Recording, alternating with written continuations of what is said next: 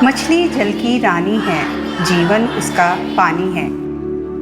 बचपन में हम सभी ने ये कविता जरूर सुनी होगी, लेकिन वास्तव में जल मछली का ही नहीं, हम सबका जीवन है और हमें अपने भविष्य को सुरक्षित रखने के लिए जल बचाना जरूरी है।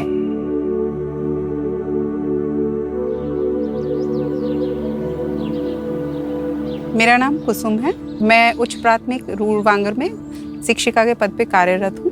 ये अनूपशहर एक छोटा सा कस्बा है और बहुत बड़े स्पेस में ये बसा हुआ नहीं है, तो 1 या 2 किलोमीटर के दायरे में गंगा जी पड़ती हैं सभी घरों से। हम भी और बाकी लोग भी सभी गंगा को माँ कहते हैं। इसके अलावा जो हाउस होल्ड वर्क्स हैं हमारे या इरिगेशन है, सभी कार्यों के लिए मतलब गंगा का पानी बहुत ज़्यादा इम्पॉर्टेंट है यहाँ के लोगों के लिए। बुलंदशहर में 16 ब्लॉक हैं लगभग। 16 में से 12 ब्लॉक का पानी जो है उसका जो वाटर का जो ग्राउंड लेवल है वो काफ़ी नीचे जा चुका है, मतलब चिंताजनक स्थिति में है। जो वेस्टेज निकलता है वो किसी न किसी ज़रिए से हमारी जो नदियां हैं, जलाशय हैं, उनमें वो आके मिलता है, जिससे हमारा जो स्वच्छ पानी है वो गंदा हो रहा है। वृक्ष कटते जा रहे हैं, नगरीकरण होता जा रहा है और उसकी वजह से कहीं ना कहीं जो वाटर लेवल है वो हमारा दिन प्रतिदिन गिरता जा रहा है नीचे।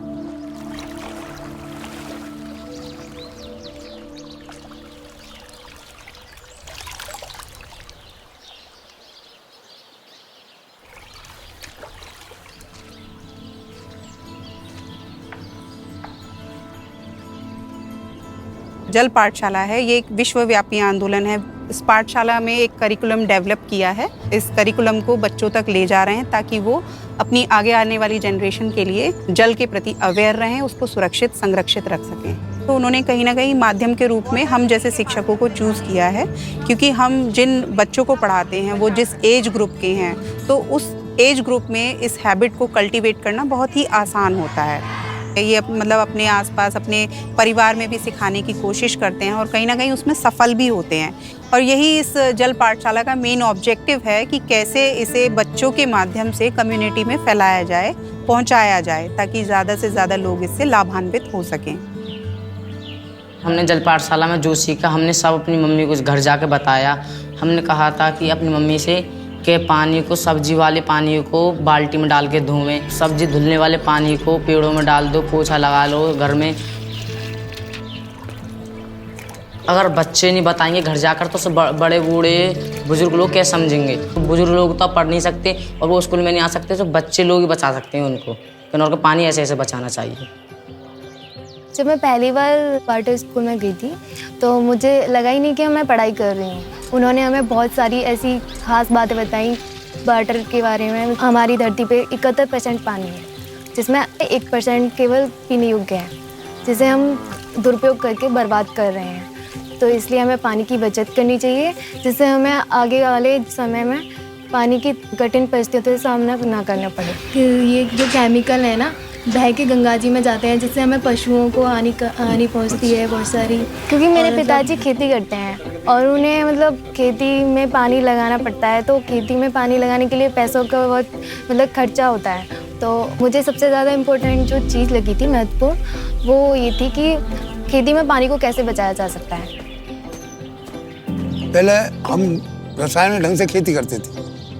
हमारी बेटी ने जब हमें बताया, स्कूल में सीख कर आई, पहले तो मैंने गौर नहीं दिया, फिर दोबारा जब उसने अमृत पानी को बताया, फिर सभी जैविक पदार्थ इकट्ठी करके उसको बना करके फिर जब उसका प्रयोग किया खेती में। अमृत पानी का जो हिसाब बनाया था वो हम अपनी खेती के लिए भी करते हैं, जिसमें उसमें नमी रहती है, उसमें पानी भी कम लगता है, तो हमें कुछ फ़ायदा मिला, फसल अच्छी हुई। ये आपके सामने है। मैं अपनी बच्ची पर गर्व करता हूँ। मेरी लड़की मुझको जो चीज़ बताती है मैं उसका प्रयोग करना शुरू कर दिया है।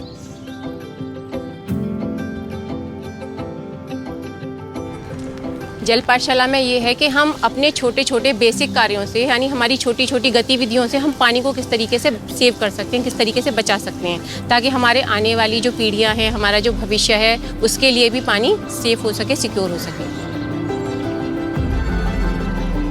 अगर हम अपने जलाशयों को, हमारी नदियों को, हमारे ग्लेशियर्स को, सबको साफ देखना चाहते हैं, सुरक्षित देखना चाहते हैं, पीने के पानी की समस्या हम नहीं फेस करना चाहते हैं, तो हमको सबको एक साथ मिलकर, एकजुट होकर काम करना होगा। तभी हम अपना भविष्य सुरक्षित और सुंदर देख पाएंगे।